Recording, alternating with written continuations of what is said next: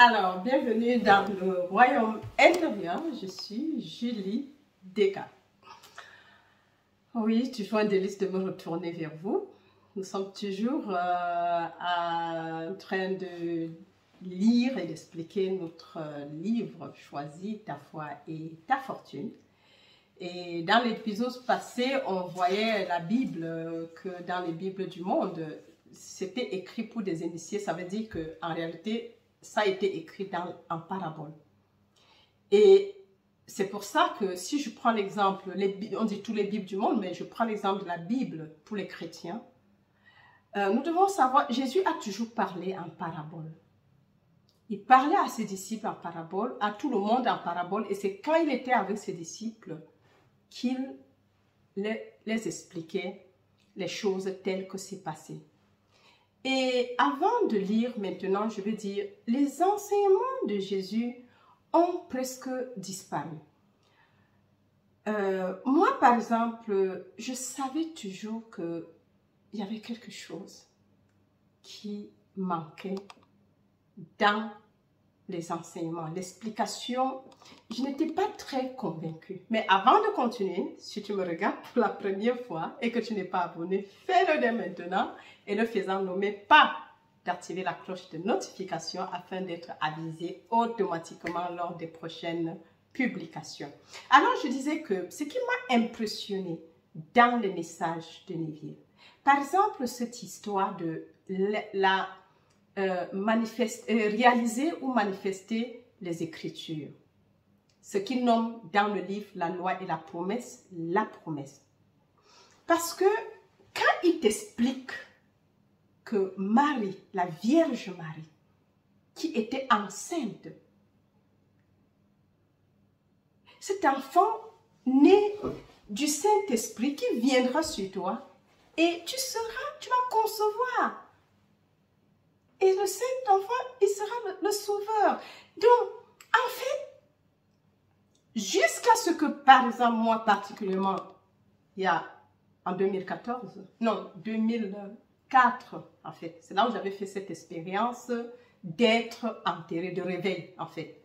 C'était un réveil, mais je ne peux pas dire pourquoi c'était là à l'époque, parce que ce n'était pas dans les mêmes buts, parce qu'à un moment donné, quand je me suis aperçue réveillée dans ma tête, et les minutes, j'étais en train de marcher, et les minutes d'après, je ne pouvais plus sentir mon corps.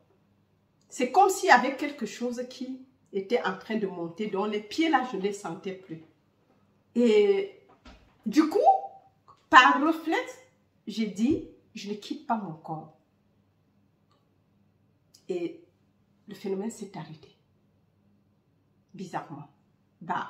J'ai ouvert la portière, je suis entrée dans la voiture.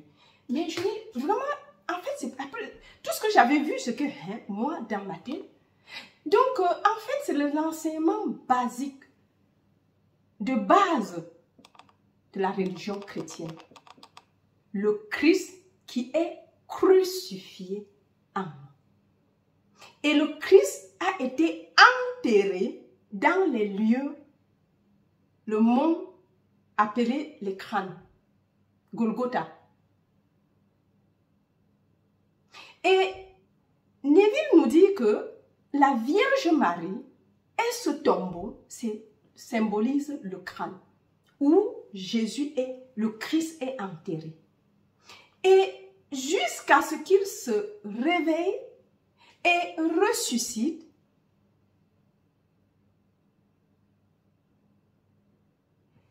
et quand il se réveille, il sort, c'est ça la résurrection, du haut, par le crâne. Et lui, son cas palpable, il nous l'a dit, que quand il s'est réveillé, parce que c'est important de ramener ceci sur la table, parce que la quintessence du message de Christ, du message chrétien, le chemin sur lequel nous sommes, même si nous parlons du mysticisme, que c'est ça le mystère du christianisme. Lui, il a fait la réalisation de soi, cette réalisation des Écritures, et il nous a parlé. Et il dit, comme un enfant, il est sorti pas à pas du haut. il est né. Donc, ça veut dire que, et il nous dit, qu'en chaque humain, que Christ n'est pas crucifié, n'a pas été crucifié il y a 2000 ans, mais il est crucifié sur l'humanité ou dans l'humanité. C'est le Christ crucifié, ça veut dire que c'est l'état de mort. Et les enseignements comme ceux de Neville ou de Jésus-Christ devraient nous inciter à comprendre que nous devons atteindre, c'est tout le monde le réveil. Nous attendons tous la venue du Christ. Les derniers temps, on entend. Mais c'est quand ces derniers temps? Le dernier temps n'est pas collectif, c'est individuel. Que vous serez couché à deux, l'un sera levé et l'autre pas. C'est individuel. Et ça ne serait jamais si nous n'en sommes même pas conscients, parce qu'on est en train de nous dire, ta foi est ta fortune, et tu n'es que ce que tu deviens conscient d'être. Si tu n'es pas conscient d'un état, il ne sera pas jamais, il ne se manifestera jamais dans ta vie. Mais la prise de conscience que ça existe te permet d'en être conscient et de savoir que le devenir de la chenille, c'est le papillon. C'est pour cela que quelqu'un qui est positif va regarder la chenille et dit c'est un papillon en état d'être. Oui, c'est un papillon en état d'être.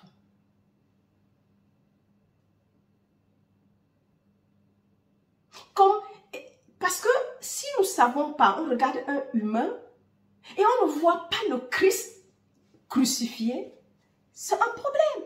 Et dans l'état du sommeil, qui fait les œuvres si ce n'est Dieu lui-même? Parce que c'est l'unique réalité. Et c'est pour cela qu'il y a la grâce. Sinon, Jésus ne serait pas venu avec la grâce. Moïse nous a donné la loi, mais Jésus-Christ est venu avec la grâce. La grâce parce qu'il a réalisé ces choses et quand il a réalisé, mort et ressuscité, quand il est ressuscité de la tombe, il a compris. C'est pour ça qu'il dit, laisse les morts enterrer leurs morts, toi suis-moi, jusqu'à ce que tu fasses la réalisation, tu réalises les Écritures. Et c'est le but ici, mes chers amis. Parce que nous devons progresser. Une personne m'a posé la question, ce n'est pas la première fois, en ce qui concerne les langues, le parler en langue chez les pentecôtistes. Moi, je dis, un don, c'est un don. Si tu peux en parler, pourquoi pas? Si ça ne te gêne pas, on dit c'est l'édification personnelle. Et si c'est l'édification personnelle, si tu peux l'utiliser, pourquoi pas? Mais est-ce que tu en as besoin pour le moment où c'était à l'instant T? Quand tu étais dans cet état appelé pentecôtiste, tu avais besoin de ça parce que c'était la mode là-dedans. Mais si tu sors de l'état et que tu te retrouves en tant que Christ et que l'esprit est unique, il n'y a pas deux esprits, et que ta conscience crée ta réalité, je me dis, il y a des choses qui étaient hier quelque chose dans un état bien précis qu'on a occupé, mais quand on sort de cet état, est-ce que c'est vraiment nécessaire? C'est à chacun de juger. Ce n'est pas à moi de le juger. Puisque ça n'avait je me dis, moi, que ça n'avait d'importance que là, mais ça ne manque tout ce qui, si ça ne te dérange pas, ça ne te nuit pas. Pourquoi ne pas, si tu peux en parler, parle. Mais ça t'aide donc à quoi? Parce que moi, je me dis l'utilité de ça, c'est ça qui est important. Mais si ça t'est encore utile, ce n'est pas un problème. Mais si tu es sorti de cet état cadre pentecôtiste et que tu es dans le Christ et tu t'identifies en tant que le Christ, le Créateur, parce que dans cet état pentecôtiste, il y a toujours Dieu et toi, séparés. Et c'est pour ça que le parler en langue, on parle à Dieu, on parle à qui? Mais si tu t'identifies déjà à Dieu, tu parles à qui? Maintenant. Donc, c'était juste une parenthèse. Hein. C'est que chacun devrait savoir ce qui est bien. Je dis donc que nous ne devons pas perdre de vue, dans toutes les formes de manifestation, la vraie fortune qui nous attend. c'est en fait la réalisation de soi.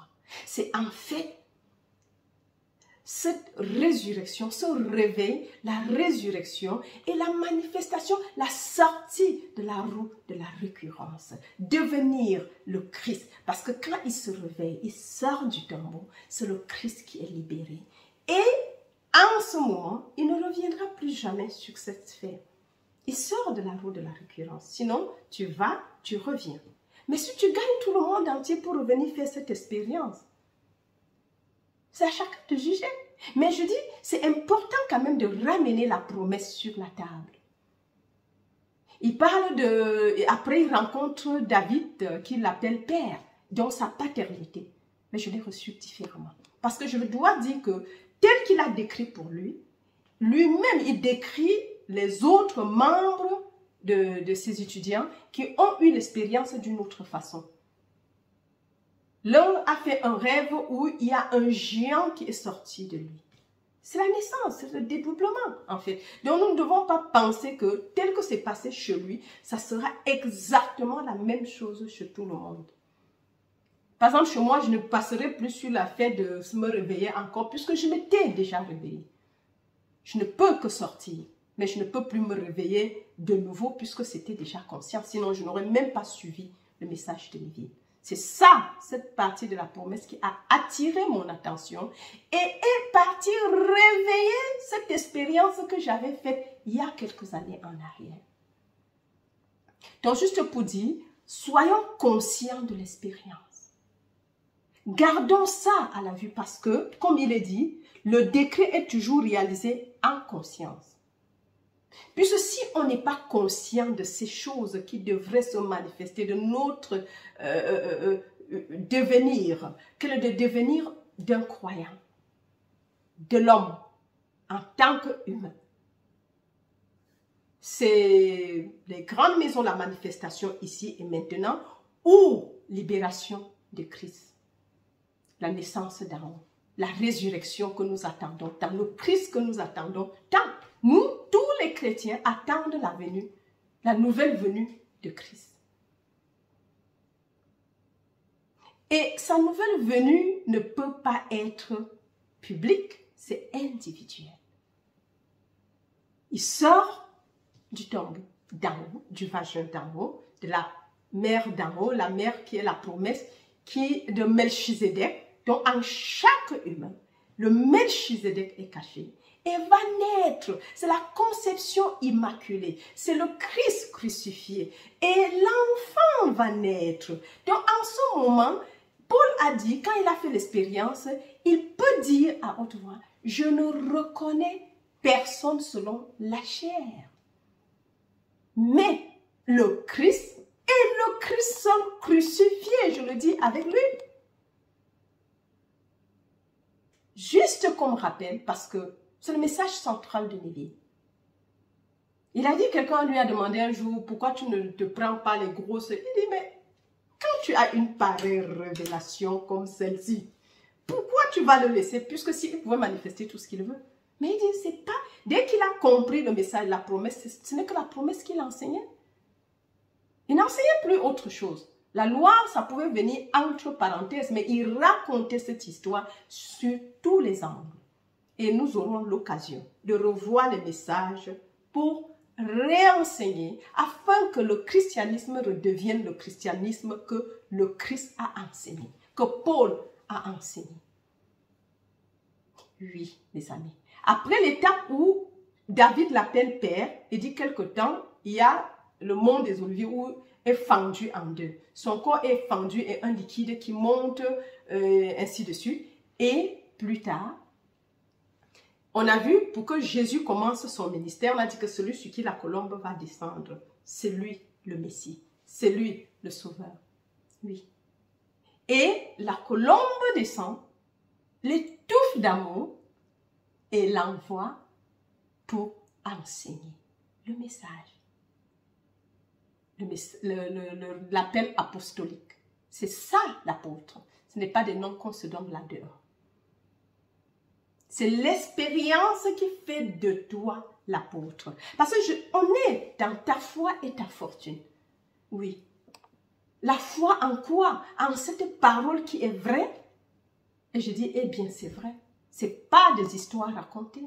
Si je n'avais pas fait l'expérience, je ne serais pas en train de parler avec vous de l'enterrement et de l'éveil, le réveil. Donc, pour dire que c'est même ça, et comme je le reprends, c'est ça qui m'a fait attirer mon attention avec Neville. À l'époque, je ne savais même pas ce que c'était, puisque personne ne m'en avait jamais parlé. Je n'avais jamais entendu parler. Donc, mes chers amis, ça, c'est ce que nous voulons. C'est ça notre devenir. Soyons conscients de ça et on verra. Je vous aime très très fort.